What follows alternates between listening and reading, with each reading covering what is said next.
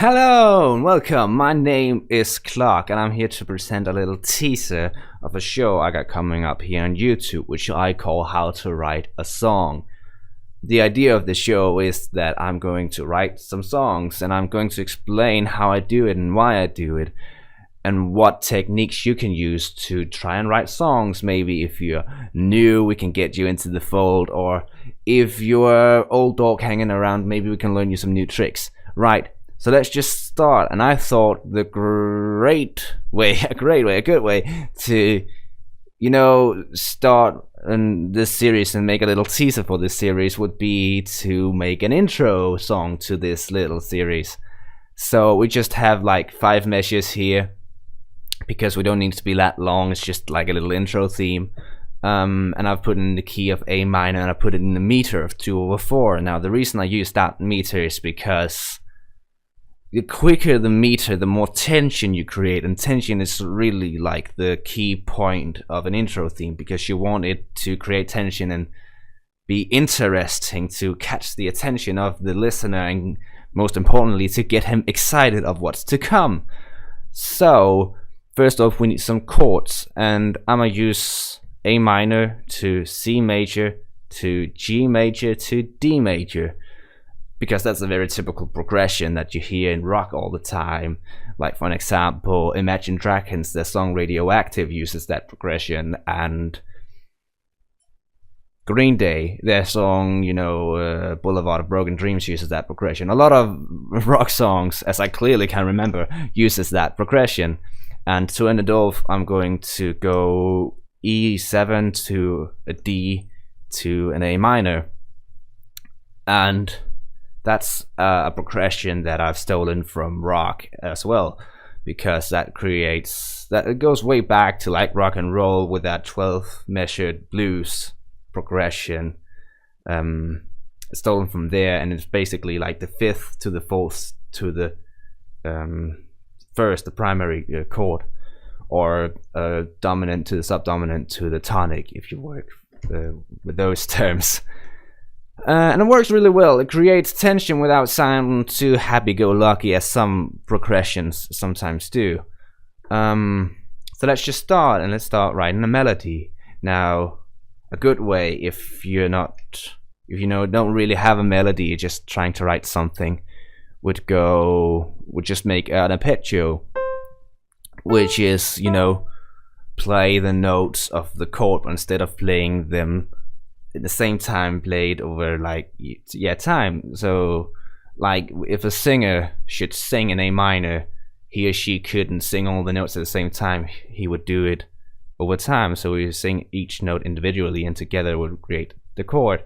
Now I should remember to say that I'm doing this in sheets, right? I'm doing a notation, and that's to better show you, the audience, what's actually happening, to better show you the techniques. You can still use these techniques if you don't write them down, just have them in your head and uses them without writing them. So yeah, we have this, and a good way to create tension, if the melody is making an arpeggio down, you can have your bass make an arpeggio up. So I'm playing the A note there, the C note here. Now I don't actually want to play the E note, because that would be the same note as the melody sings at the same time. So we're going to skip that and go up to another A note, and then we can actually put in our E there. Also because it leads nicely into the C, which is the bass note of our next chord. So that works well. Now lastly, I'm putting in an E right here that my thumb can play. And that's because then if we look just at like the start notes of the chord, of the measure, we have an A, we have an E, and we have an C. Hey, that's all the notes of an A minor. How jolly. Don't know where that word came from. How great. So that measure is basically done. Now lastly, I'm going to add a dynamic which says mezzo forte, which is Italian for a little loud. And that's so the piano player knows that this is not a soft song, but it actually has to have some dynamics to it, actually have to catch their attention through some loud power. Right, so let's just hear this first measure. That works. it certainly creates like a movement forward. Now, if you're not used to listening to MIDI piano, that may have sound very underimpressive, especially because it's just one measure. But at the end of the video, I'm going to make a proper production of this and make it sound good so you can hear it.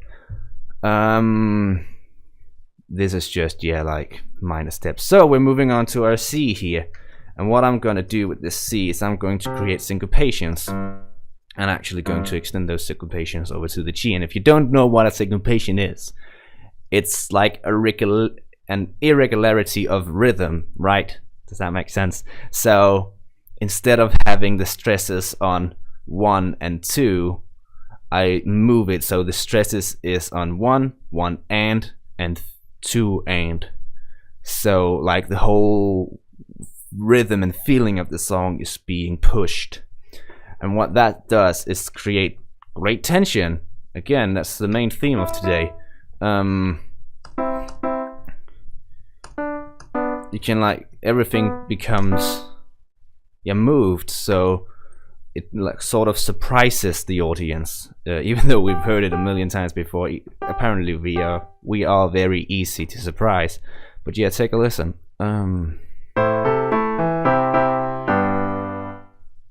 That works nice. I like that. What I'm going to do is I'm going to put staccatos on these, and what that means is that instead of holding the key, you just quickly hit and then gone again, so it becomes very abrupt. And furthermore, I'm going to put in an accent over here. Actually, what I'm going to do, I think, is I'm changing this top melody note, because again, if we can move the top note to go in opposite direction of the bass note, it creates tension. So if we don't want to move up to a B, which is the next note in the chord, because we already have a B playing down here, so instead just move it to an A, and that actually changes the chord to, instead of a G, we have a G at 2 or G at 9, whatever you prefer. And what that means is that this A is in relation to our primary note, the G. It's the second, right? So it's like one note away. And yeah, then, as I was about to say before, I'm going to put accents on these. And if you don't know what an accent is, it's you know, a further enhancement of the stress. So it basically just play this louder than you play the rest. So let's hear it. Nice, and it created even more tension. That's great. Now, over here, we're actually going to change the chord again to a D6, because then what we can do is just make these two here, these two notes move over, because then we have the primary note and we have the 6th note, right? And the A that we have here, we can actually easy peasy keep, but we are going to just quickly move down to G, because again, it's the primary of this chord, and we want to create some movement, because otherwise it becomes too still. We need to have some sort of melody, right? Now, of course, that means we are missing the F sharp, but here's a little something I call the bass split. I don't know if there's an actual term for it, it's just my term, bass split. But I'm taking, you know, all the way this bass has only been playing like a 1-note melody. Does that make sense? And there's like 2 parallel notes or anything. But here I'm going to split it. I'm going to split it from an E to a D and an F sharp. So they're moving in opposites, but they're only moving 1 note. And I think that works really well, especially because it sort of takes the melody away from the higher notes. And furthermore, what we see here is now we've actually created parallel thirds between the E we have down here and the G here, which moves to an F sharp and an A. And parallel thirds, and generally almost all genres, sounds super cool, but we love parallel thirds. Yay! So that just works well, that works great. Let's move on. No, actually, before we move on, let's hear it. works nice. I like that. I like that a lot. Let's just hear that last note again. Yeah, that works good. Great. So we're moving on here to an E7, and a good way to make that E7 sound even more 7 and even more dominant, because this is the dominant of the scale, is to make the melody sing the 7th note, which in this case would be the D. And actually, let's move on and make this like a melody. So it goes from D to chaos, D to C to an A to a G to an A. And the reason I moved down to A is firstly because it suits our D chord better, but also because so far, if we like look apart from this last section here, our first section consists of A, C, A, E, G, G, A, G, A, D, C. Oh, I moved on, whatever. But those notes together create an A minor pentatonic scale, so we've sort of created that scale just by chance. So by going D, C, A, G, A, we further enhance this idea of the pentatonic scale. And actually, I think what I'm gonna do is I'm putting in like this little pickup here, and what that consists of is a D, which fits in the pentatonic, and an E flat, which is a blue note. A blue note is like the chromatic progression between two notes of a pentatonic scale. So in this case, it moves between the E and the D, so it's the E flat. As seen there. And let's hear that. Let's hear it.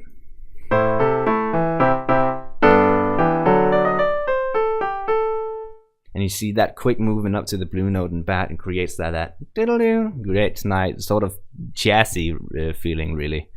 But yeah, we need the bass notes, right?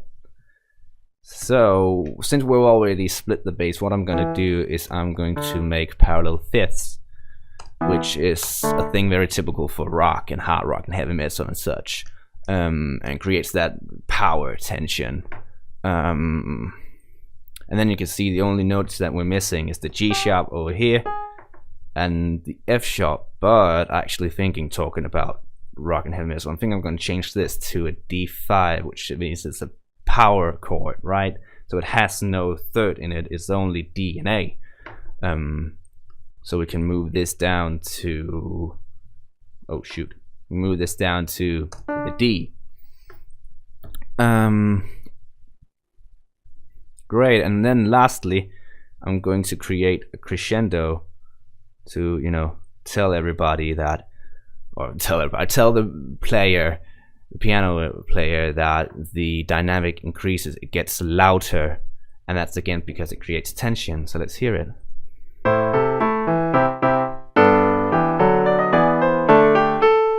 Yeah, I like that.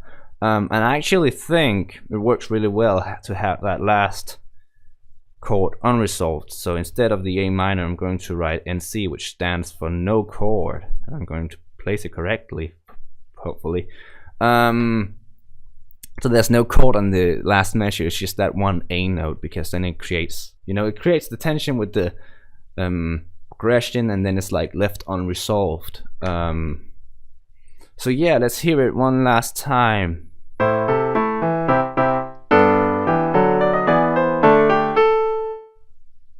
Now again, you might be a bit underimpressed with the quality, but I'm going to make a proper production of it and post it here at the end of the music and then the video, so you can hear it. I'll probably add some more instruments and such, make it sound more grandeur. So yeah, that's my video. Hope you liked it. If you did, make sure you subscribe so you can know what's coming up in the future. And if you have some ideas for genres you want me to make versions of to go through with you, write them in comments and maybe I'll do it. So yeah, I hope you enjoyed the video and hope you enjoy the music that I'm going to post right here after, and goodbye.